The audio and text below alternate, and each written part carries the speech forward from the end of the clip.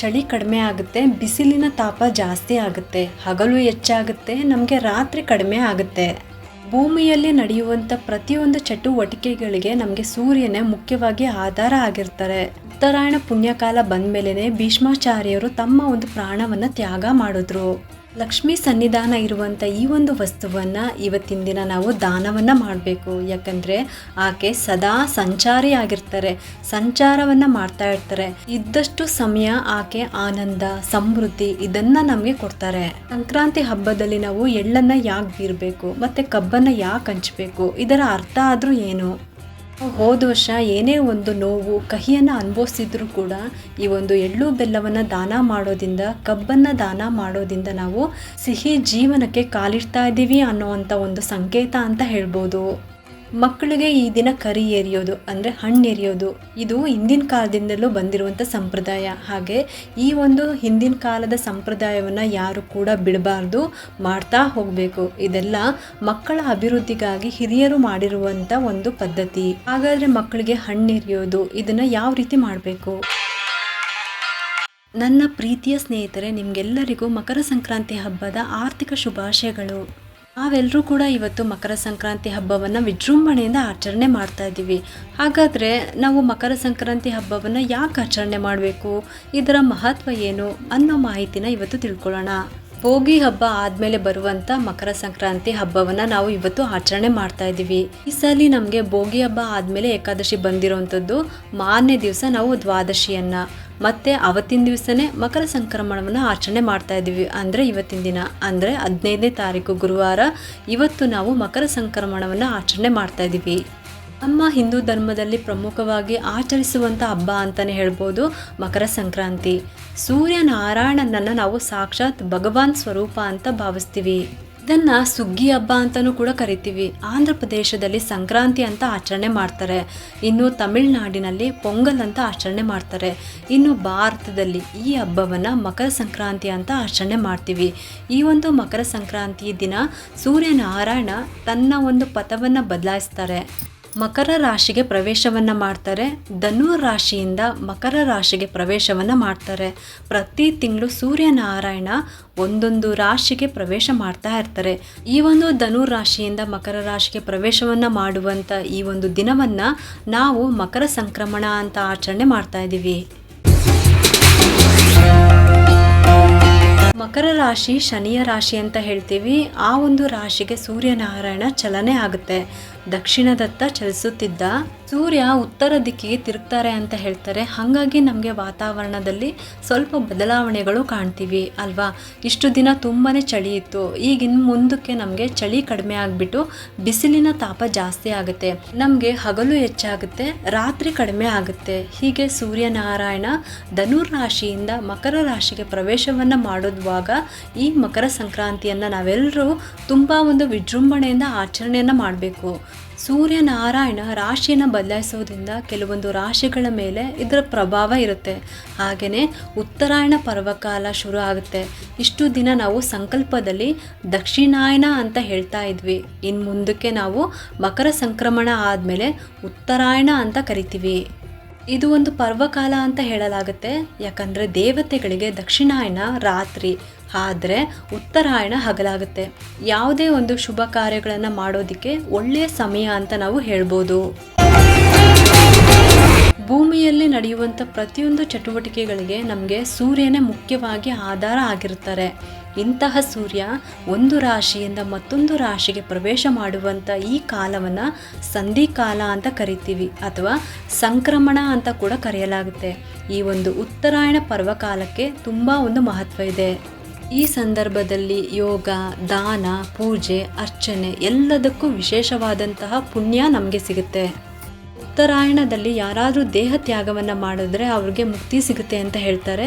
ಮತ್ತು ದಕ್ಷಿಣಾಯನದಲ್ಲಿ ಪ್ರಾಣವನ್ನು ಬಿಟ್ಟರೆ ಪುನಃ ಅವರು ಮತ್ತೆ ಹುಟ್ಟಿ ಬರ್ತಾರೆ ಅಂತ ಹೇಳ್ತಾರೆ. ಇನ್ನು ಭೀಷ್ಮಾಚಾರ್ಯರು ತಮ್ಮ ಒಂದು ಪ್ರಾಣವನ್ನು ಶರಶಯದ ಮೇಲೆ ಮಲ್ಕೊಂಡಿದ್ರು ಕೂಡ ಹಿಡಿದಿಟ್ಕೊಂಡು ಉತ್ತರಾಯಣಕ್ಕಾಗಿ ಕಾಯ್ತಾ ಇರ್ತಾರೆ. ಇದನ್ನು ನಾವು ಮಹಾಭಾರತದಲ್ಲಿ ನೋಡಿರ್ತೀವಿ. ಹಾಗೆ ಉತ್ತರಾಯಣ ಪುಣ್ಯಕಾಲ ಬಂದ ಮೇಲೇ ಅವರು ಅಂದರೆ ಭೀಷ್ಮಾಚಾರ್ಯರು ತಮ್ಮ ಒಂದು ಪ್ರಾಣವನ್ನು ತ್ಯಾಗ ಮಾಡಿದ್ರು. ಅವರು ಇಚ್ಛಾ ಮರಣಗಳಾಗಿದ್ದರು. ಅವರು ವರವನ್ನು ಪಡ್ಕೊಂಡಿದ್ರು. ಹಾಗಾಗಿ ಅವರು ಪ್ರಾಣವನ್ನು ಅವರು ಹಿಡ್ದಿಟ್ಕೊಂಡು ಉತ್ತರಾಯಣ ಬಂದ ಮೇಲೇ ಅವರು ಪ್ರಾಣವನ್ನು ತ್ಯಾಗ ಮಾಡಿದ್ರು. ಹಾಗಾಗಿ ಅದನ್ನು ಪರ್ವಕಾಲ ಅಂತಲೂ ಕೂಡ ಕರೆಯಲಾಗುತ್ತೆ. ಅಷ್ಟು ಒಂದು ಪ್ರಾಮುಖ್ಯತೆ ಇದೆ.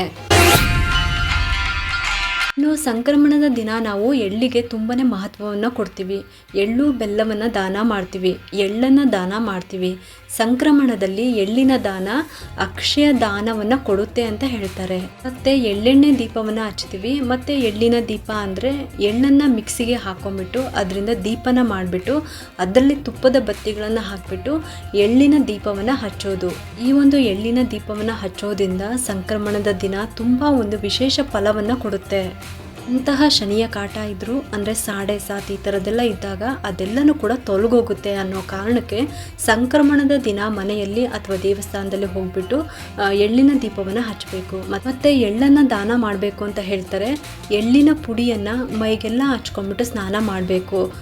ಎಳ್ಳಿನ ಪುಡಿಯನ್ನು ಮೈಗೆಲ್ಲ ಹಚ್ಕೊಂಬಿಟ್ಟು ಸ್ನಾನ ಮಾಡಿದ್ರೆ ನಮ್ಮಲ್ಲಿರುವಂಥ ದೋಷಗಳು ಪರಿಹಾರ ಆಗುತ್ತೆ. ಮತ್ತು ಮೈ ಚರ್ಮನೂ ಸಹ ತುಂಬ ಬಿರುಕಾಗಿದ್ದರೆ ಅದನ್ನು ಕೂಡ ಪರಿಹಾರ ಆಗುತ್ತೆ. ಎಳ್ಳಿನಲ್ಲಿ ಸ್ವಲ್ಪ ಜಿಡ್ಡಿನಂಶ ಇರುತ್ತಲ್ವ, ಹಂಗಾಗಿ ಅದರಿಂದ ನಮಗೆ ಒಳ್ಳೆಯದೇ ಆಗುತ್ತೆ. ಈ ದಿನ ತಪ್ಪದೆ ಎಲ್ಲರೂ ಎಳ್ಳನ್ನು ಪುಡಿ ಮಾಡಿಬಿಟ್ಟು ಮೈಗೆಲ್ಲ ಹಚ್ಕೊಂಡ್ಬಿಟ್ಟು ಮೈಗೆ ಸ್ನಾನ ಮಾಡಬೇಕು. ಇದರಿಂದ ಪಾಪಗಳು ಪರಿಹಾರ ಆಗುತ್ತೆ. ಜನ್ಮ ಜನ್ಮಾಂತರದಲ್ಲೂ ನಾವು ಮಾಡಿದಂಥ ಪಾಪಗಳ ಪರಿಹಾರ ಎಳ್ಳಿನ ದೀಪ ಹಚ್ಚೋದು, ಎಳ್ಳನ್ನು ದಾನ ಮಾಡೋದು. ಎಳ್ಳು ಶನಿಯ ಸಂಕೇತ ಅಂತ ಹೇಳ್ತೀವಿ. ಹಾಗಾಗಿ ಎಳ್ಳಿನ ದಾನವನ್ನು ಇವತ್ತಿನ ದಿನ ವಿಶೇಷವಾಗಿ ಮಾಡ್ತೀವಿ. ಇನ್ನು ಸೂರ್ಯನಾರಾಯಣನ ಪೂಜೆ ಮಾಡೋದು, ಎಳ್ಳು ಬೆಲ್ಲವನ್ನು ದೇವರಿಗೆ ನೈವೇದ್ಯ ಇಡಬೇಕು ಇವತ್ತಿನ ದಿನ. ಮತ್ತು ಇವತ್ತು ಹಿರಿಯರಿಗೆ ಕಬ್ಬು ಎಳ್ಳು ಬೆಲ್ಲವನ್ನು ಕೊಟ್ಬಿಟ್ಟು ಅವ್ರಿಗೆ ನಮಸ್ಕಾರ ಮಾಡ್ಕೋಬೇಕು. ಅವರಿಂದ ಆಶೀರ್ವಾದವನ್ನು ಪಡ್ಕೋಬೋದು. ಎಲ್ರಿಗೂ ಎಳ್ಳು ಬೆಲ್ಲವನ್ನು ಹಂಚಬೇಕು ಇವತ್ತಿನ ದಿನ.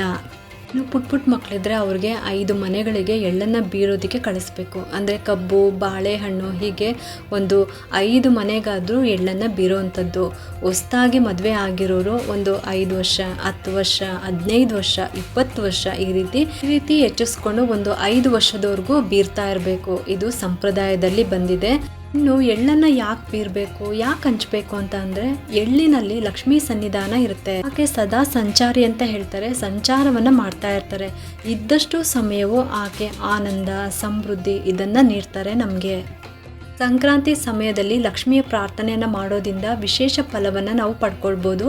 ಹಾಗಾಗಿ ಸಂಕ್ರಮಣದಲ್ಲಿ ಲಕ್ಷ್ಮೀ ಪೂಜೆಯೂ ಮಾಡಬೇಕು ಅಂತ ಹೇಳೋದು.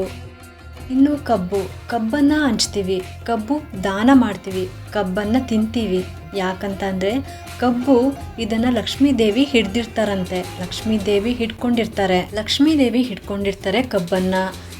ಈಶು ದಂಡಿ ಅಂತ ಶಾಸ್ತ್ರದಲ್ಲಿ ಕರೀತಾರೆ. ಈಶು ದಂಡಿ ಅಂತ ಅಂದರೆ ಕಬ್ಬನ್ನು ಹಿಡ್ದಿರುವಂಥವಳು ಅಂತ. ಈ ಕಬ್ಬಿನಿಂದಲೇ ನಮಗೆ ಬೆಲ್ಲ ಸಿಗೋದು. ಹಾಗಾಗಿ ಇದನ್ನು ನಾವು ದಾನವನ್ನು ಮಾಡಬೇಕು ಅಂತ.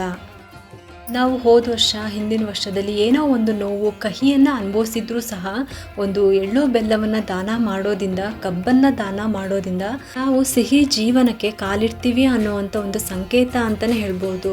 ಹೀಗೆ ಸಂಕ್ರಾಂತಿ ನಮ್ಮನ್ನು ಉತ್ತರೋತ್ತರ ಅಭಿವೃದ್ಧಿಯ ಕಡೆಗೆ ಕೊಂಡೊಯ್ಯುತ್ತೆ ಅಂತ ಹೇಳ್ಬೋದು. ಅದಕ್ಕಾಗಿ ಉತ್ತರಾಯಣ ಪುಣ್ಯಕಾಲ ಈಗ ಪ್ರಾರಂಭ ಆಗುತ್ತೆ. ಹೀಗೆ ನಾವು ದಾನ ಧರ್ಮಗಳನ್ನು ಮಾಡೋದ್ರಿಂದ ವಿಶೇಷವಾಗಿ ಪೂಜೆ ಮಾಡೋದ್ರಿಂದ ನಮಗೆ ಉತ್ತರೋತ್ತರ ಅಭಿವೃದ್ಧಿ ಆಗ್ತಾ ಹೋಗುತ್ತೆ. ಹಾಗಾಗಿ ಯಾವುದೇ ಒಂದು ಶುಭ ಕಾರ್ಯಗಳನ್ನು ನಾವು ಉತ್ತರಾಯಣ ಪುಣ್ಯಕಾಲದಲ್ಲಿ ಯಾಕೆ ಮಾಡಬೇಕು ಅಂತ ಅಂದರೆ ಜೀವನದಲ್ಲಿ ನಾವು ಉತ್ತರೋತ್ತರ ಅಭಿವೃದ್ಧಿಯನ್ನು ಕಾಣಬೇಕು. ಅದಕ್ಕೋಸ್ಕರ ಉತ್ತರಾಯಣ ತುಂಬ ಒಂದು ವಿಶೇಷವಾದ ಕಾಲ ಅಂತ ಹೇಳ್ಬೋದು. ಸಂಕ್ರಾಂತಿ ಹಬ್ಬದ ದಿವಸ ಸಾಯಂಕಾಲ ಮಕ್ಕಳಿಗೆ ಕರಿ ಎರಿಯೋದು ಅಂತ ಹೇಳ್ತಾರೆ, ಹಣ್ಣು ಎರಿಯೋದು ಅಂತ ಹೇಳ್ತೀವಿ. ಆ ಆಚರಣೆ ಕೂಡ ನಮಗೆ ಹಿಂದಿನಿಂದಲೂ ಕೂಡ ಬಂದಿದೆ. 5 ವರ್ಷದೊಳಗಿರುವ ಮಕ್ಕಳಿಗೆ ಮಕ್ಕಳ ಆಯುಷ್ ವೃದ್ಧಿಗಾಗಿ, ಮಕ್ಕಳ ದೀರ್ಘಾಯುಷಿಗಾಗಿ ಮತ್ತು ಯಾವುದೇ ರೀತಿಯ ಆರೋಗ್ಯದಲ್ಲಿ ಸಮಸ್ಯೆ ಬರಬಾರ್ದು, ಮಕ್ಕಳು ಆರೋಗ್ಯವಂತರಾಗಿರಬೇಕು ಮತ್ತು ಯಾವುದೇ ದೃಷ್ಟಿಗಳು ಕೆಟ್ಟ ದೃಷ್ಟಿಗಳು ಯಾವುದೇ ಒಂದು ಬೀಳಬಾರ್ದು. ಹಾಗಾಗಿ ಅದನ್ನೆಲ್ಲ ತೊಲಗೋಗ್ಬೇಕು ಅಂತ ಹೇಳಿಬಿಟ್ಟು ಈ ಒಂದು ಹಣ್ಣು ಎರಿಯೋದು ಅನ್ನೋ ಒಂದು ಪದ್ಧತಿನ ಹಿಂದಿನ ಕಾಲದಿಂದಲೂ ನಡ್ಕೊಂಡು ಬರ್ತಾ ಇದೆ. ಈಗಲೂ ಸಹ ಅದು ಆಚರಣೆಯಲ್ಲಿದೆ. ಸಾಯಂಕಾಲ ಹೊತ್ತು ಸೂರ್ಯ ಮುಳುಗಿದ ಮೇಲೆ ಮಕ್ಕಳನ್ನು ರೆಡಿ ಮಾಡಿಟ್ಬಿಟ್ಟು ಒಂದು ಮಣೆ ಮೇಲೆ ಅಥವಾ ಒಂದು ಚಾಪೆ ಮೇಲೆ ಅವನ್ನ ಕೂರಿಸ್ಬಿಟ್ಟು, ಅಂದರೆ 5 ವರ್ಷದ ಒಳಗಿರುವ ಮಕ್ಕಳನ್ನು ಕೂರಿಸ್ಬೇಕು. ಒಂದು ಬೆಳ್ಳಿಯ ಚೊಂಬನ್ನ ತಗೊಳ್ಳಿ ಅಥವಾ ತಾಮ್ರದ ಚೊಂಬಾದರೂ ಪರವಾಗಿಲ್ಲ. ಅದಕ್ಕೆ ಕೆಮ್ಮಣ್ಣು ಸುಣ್ಣನ ಹಚ್ಚಬೇಕು, ಅಲಂಕಾರವನ್ನು ಮಾಡಬೇಕು, ಆಮೇಲೆ ಹೂನ ಸುತ್ತಿ ಬಿಡಬೇಕು. ಆ ಚೆಮ್ನಲ್ಲಿ ಕೆಲವೊಂದು ಪದಾರ್ಥಗಳನ್ನು ಹಾಕಬೇಕು. ಏನೇನು ಹಾಕಬೇಕು ಅಂತ ಅಂದರೆ ಕಬ್ಬನ್ನು ಹಾಕಬೇಕು. ಚಿಕ್ಕ ಚಿಕ್ಕ ಪೀಸ್ ಹಾಕಿದ್ರೂ ಪರವಾಗಿಲ್ಲ, ಚಿಕ್ಕ ಚಿಕ್ಕ ಪೀಸ್ಗಳನ್ನು ಮಾಡಿಬಿಟ್ಟು ಅದರೊಳಗಡೆ ಹಾಕಬೇಕು. ಎಳ್ಳು ಹಾಕಬೇಕು, ಮತ್ತು ಇದು ಕಡಲೆಪುರಿ ಮತ್ತು ಎಲ್ಚಿ ಹಣ್ಣು ಮತ್ತು ಕಾಯಿನ್ಸ್ಗಳನ್ನ ಹಾಕಬೇಕು. ಹಾಗೆ ಮಕ್ಕಳನ್ನು ಕರಿಬೇಕು, ಚಿಕ್ಕ ಚಿಕ್ಕ ಮಕ್ಕಳನ್ನು ಕರಿಬೇಕು. ಆ ಚಿಕ್ಕ ಚಿಕ್ಕ ಮಕ್ಕಳಿಗೆ ಚಾಕ್ಲೇಟು, ಸಿಹಿ ಏನಾದರೂ ಮಾಡಿ ನಾವು ಇಡಬೇಕಾಗುತ್ತೆ. ಮೊದಲಿಗೆ ಮಕ್ಕಳನ್ನು ಚಾಪೆ ಅಥವಾ ಮಣೆ ಮೇಲೆ ಕೂರಿಸ್ಬೇಕು, ಕುಂಕುಮವನ್ನು ಹಚ್ಚಬೇಕು. ನಂತರ ಮಕ್ಕಳಿಗೆ ಹಣ್ಣನ್ನು ಎರಿಬೇಕು, ಅಂದರೆ ತಲೆ ಮೇಲೆ ಸುರಿಬೇಕು ಮಕ್ಕಳಿಗೆ. ಹೀಗೆ ಹಣ್ಣನ್ನು ಎರೆದ ಮೇಲೆ ಆರತಿಯನ್ನು ಮಾಡಬೇಕು. ಈ ರೀತಿ ಸಂಪ್ರದಾಯ ನಡ್ಕೊಂಡು ಬಂದಿದೆ. 5 ವರ್ಷದ ಒಳಗಿರುವ ಮಕ್ಕಳಿಗೆ ಈ ರೀತಿಯಾಗಿ ಕರಿ ಎರೆಯೋದನ್ನು ಮಾಡ್ತೀವಿ. ಈ ಎಲ್ಲ ಸಂಪ್ರದಾಯಗಳು ಹಿಂದಿನ ಕಾಲದಿಂದಲೂ ಬಂದಿದೆ. ಹಾಗೆ ಯಾರೂ ಕೂಡ ಹಿಂದಿನ ಸಂಪ್ರದಾಯಗಳನ್ನು ಬಿಡಬಾರ್ದು, ಮಾಡ್ತಾ ಹೋಗ್ತಾ ಇರಬೇಕು. ಇದೆಲ್ಲ ಮಕ್ಕಳ ಅಭಿವೃದ್ಧಿಗಾಗಿ ಹಿರಿಯರು ಮಾಡಿರೋವಂಥದ್ದು. ಈ ರೀತಿ ನಾವು ಸಂಕ್ರಾಂತಿ ಹಬ್ಬವನ್ನು ಆಚರಣೆ ಮಾಡ್ತೀವಿ. ವಿಶೇಷವಾದಂತಹ ಹಬ್ಬ ಅಂತಲೇ ಹೇಳ್ಬೋದು. ಈ ಒಂದು ಸಂಕ್ರಾಂತಿ ಹಬ್ಬವನ್ನು ಖುಷಿಯಾಗಿ ನೀವು ಕೂಡ ಮಾಡಿರಿ ಅಂತ ಹೇಳ್ತಾ ಈ ವಿಡಿಯೋನ ಮುಗಿಸ್ತಾ ಇದ್ದೀನಿ. ಈ ಒಂದು ಉಪಯುಕ್ತ ಮಾಹಿತಿ ನಿಮ್ಗೆ ಇಷ್ಟ ಆಗಿದೆ ಅಂತ ಅಂದರೆ ಒಂದು ಲೈಕ್ ಮಾಡಿ, ಶೇರ್ ಮಾಡಿ ಮತ್ತು ಸಬ್ಸ್ಕ್ರೈಬ್ ಮಾಡಲು ಮರಿಬೇಡಿ. ಯಾಕಂದರೆ ನೀವು ಮಾಡೋ ಒಂದು ಸಬ್ಸ್ಕ್ರೈಬಿಂದ ನಮ್ಮಂತಹ ಸಣ್ಣ ಸಣ್ಣ ಚಾನಲ್ಸ್ಗೆ ಒಂದು ಸಪೋರ್ಟ್ ಮಾಡ್ದಂಗೆ ಆಗುತ್ತೆ. ಮತ್ತೆ ಸಿಗ್ತೀನಿ ಮುಂದಿನ ಹೊಸ ವಿಡಿಯೋದೊಂದಿಗೆ ಅಂತ ಹೇಳ್ತಾ ಈ ವಿಡಿಯೋನ ಮುಗಿಸ್ತಾ ಇದ್ದೀನಿ. ಸರ್ವೇ ಜನ ಸುಖಿನೋ ಭವಂತು.